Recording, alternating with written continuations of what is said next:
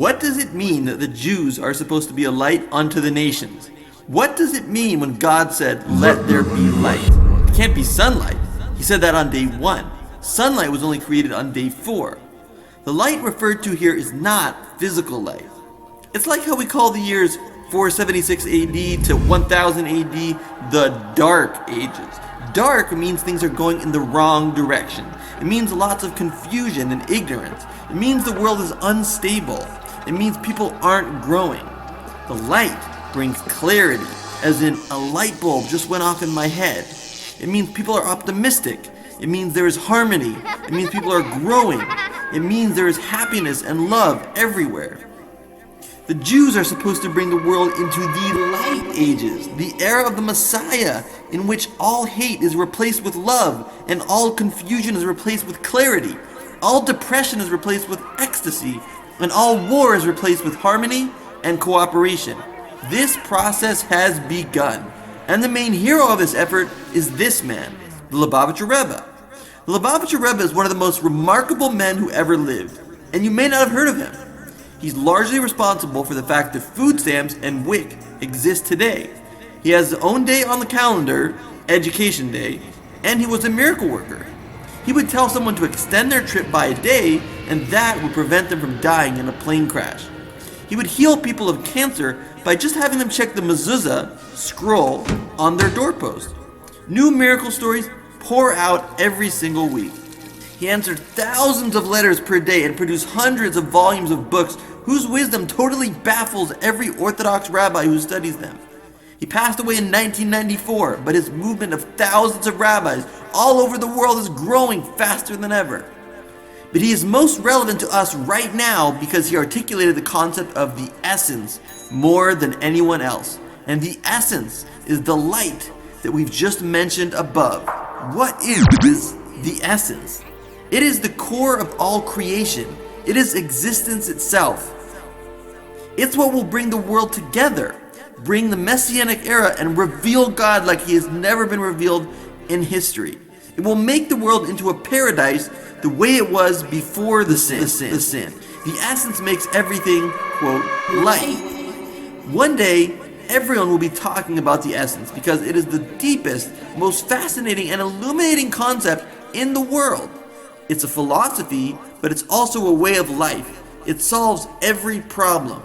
The essence is not God, but it is a light from God, his deepest light, what he wants for this world. And when we tap into this light, we tap directly into God, the source of the light. You can think of the essence as a movie and God as the director that everyone wants to get close to. You will know the director best, however, when you understand his movies. To understand the essence requires the understanding of several analogies. We will go over them now. The first analogy is oil. You get oil when you apply pressure to an olive, only when pressure is applied. Once you've gotten the oil, then you can cook and light up your home. So the power of light only comes about through pressure. Let's see how this fact plays out in the real world. Michael Jordan captured this concept like no other with his clutch, under pressure, winning moments that leave most people calling him the GOAT, the greatest of all time. Here's what happened one day when the Bulls were playing the Cleveland Cavaliers in his last game as a Bull. The game was just about over and the two teams were neck and neck. With only 6 seconds remaining in the game, Cavalier Craig Ehlo does some incredible ball handling to score 2 points, putting Cleveland ahead by 1. Now the Bulls only have 3 seconds, that's pressure number 1, to work with, to win the game. Jordan was not an impressive shooter in the first half of the game, that's pressure number 2. He's going to face an opposing defense that's doing everything in their power to stop him from getting the ball and getting a shot off, that's pressure number 3. The Cleveland home crowd is shouting defense, defense, as loud as they can to try to distract and demoralize Jordan. That's pressure number 4. 1 second goes by as they inbound the ball to Jordan. Another second goes by as he dribbles. At the very last second, pressure number 5, he fades left, making it hard to shoot straight. That's pressure number 6. Yet, he shoots perfectly straight and the ball leaves his hands as the buzzer rings out and it goes in, winning the game and silencing the crowd. This was his last shot of this part of his career. A post-game interview reveals that he wasn't feeling well that day. That's pressure number 8. It also reveals that he'd been doing a lot of trash talking to the other team. That's pressure number 9. Trash talking puts extra pressure on the trash talker to deliver what you threaten to do or face shame. And what happens when he sinks that shot? All across Chicago and all across the world, people are lit up. The light. People are happy, but not just happy, they are ecstatic. The pressure was put on Jordan, the olive in this case, and ecstasy came out. This is called a revelation of the essence. Just imagine we had the ecstasy of a Jordan winning shot all the time. Now you're getting the picture of what the Messianic era is all about. Jordan was enduring 9 kinds of serious pressure. If it hadn't been for all that pressure building up, there wouldn't be this great light. Is the pressure uncomfortable? Yes, but is it worth it? Well, the game goes down in history as one of the greatest finishes to a game ever. So yes, think about the pressures in your life. Think about what skills and talents they are bringing to the surface, and then maybe you'll begin to understand why your life is so hard. The essence is infinite. Just like you do anything for your son, if you have the essence, you would do anything for anyone. Not just one thing, because the essence is always complete. If there is one kindness missing from the essence, it is not the essence of kindness. Here's one way this might play out in the real world. Brent is homeless. His right shoe has a large tear in it, so it sort of flops. He's not sure if it's worth wearing them anymore, or just walking around barefoot. He decides it's best if he walks barefoot. He panhandles enough money to get to New York and back to New Jersey to see his psychiatrist. People look at him strangely for being barefoot, and he's embarrassed. He wonders, is a person even allowed to be on the train without shoes? Luckily, the conductor doesn't say anything. He pushes on. His problem is that when he gets off, he realizes he's half an hour from where he sleeps, and the ground is hot. After about a block, a car pulls up next to him. The owner says, "Hey, I've got some slippers. Would you like them?" Brent says, "Man, you're a savior. Thank you so much.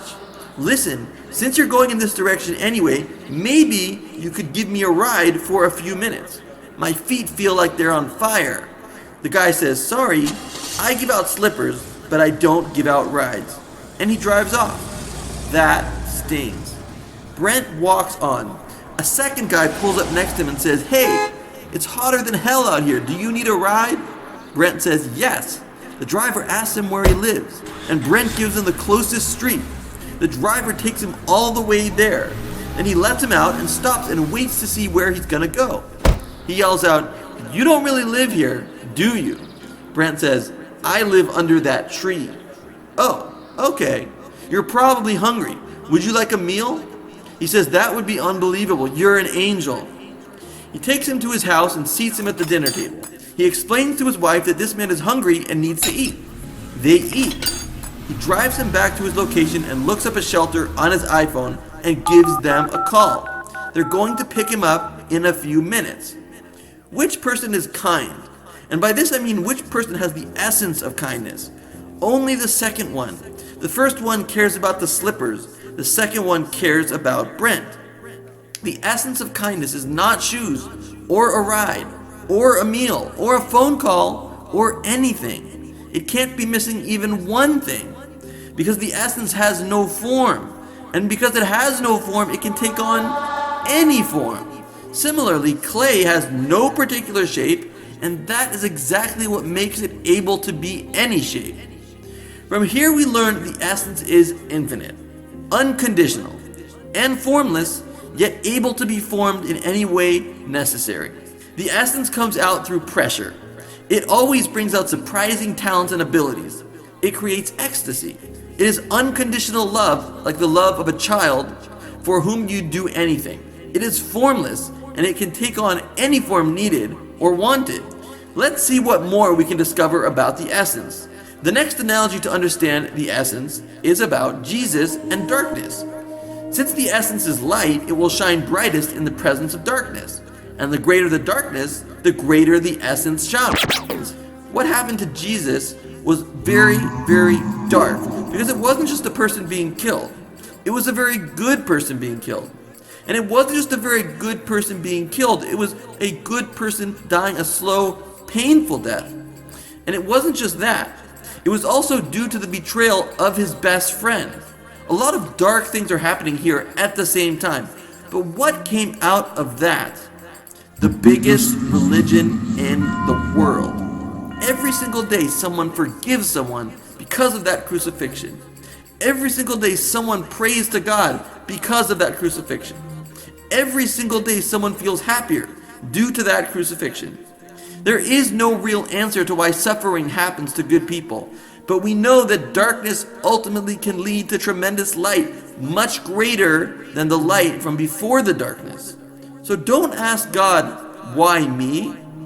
Ask, how can I make a greater light come out of this darkness? A birth is another example of darkness and light. Just when the mother is in the most pain is when the baby comes out and produces the most joy. A greater light always follows darkness. You just have to keep your eyes open to see it. The ultimate lovers, Romeo and Juliet, both kill themselves mistakenly to be united in the next world. The darkest of situations created the greatest of all plays. That's how the essence works. Here are a couple more analogies for the essence. Did Napoleon's desire to conquer exist when he was a baby? It had to be there, or where did it come from? So the potential, called in Hasidic philosophy the hiyuli, was always there, but wasn't defined enough or distinct enough to be called really there. Another analogy. Where is the ray of the sun when it's in the sun? It has to be there or it wouldn't be here with us. In fact, it's there more than ever because this is where it originated from. So the ray is there, yet only in potential. What does this teach us? That you can do anything. Everything you want to do isn't creating some new light. Everything you want to do is already within you, and you just need to define it and direct it. Understanding how the essence works gives a person a whole new way to succeed at life. Don't paint a painting, just bring out the painting that is already in you. Realize you are already a success. You just need to bring that success out into the world by defining what you want to do and what you should do. This means no negative comment or failure can really stop you, because you're just pure power waiting to come out and belt it out to the back row. The essence also means that we can be happy in any situation. That's because we have different lenses we use to view the world around us. If the glasses are red, everything is going to look red. If your lens is fear, everything is going to look scary. That's what causes panic attacks. If you understand that in your essence you are not limited to any one of these lenses, then you can put on a clear lens and just see things exactly the way they are. Or you can put on a love lens and see the love of the trees and everything around you. You can put on the game lens and start to see your daily tasks as fun games.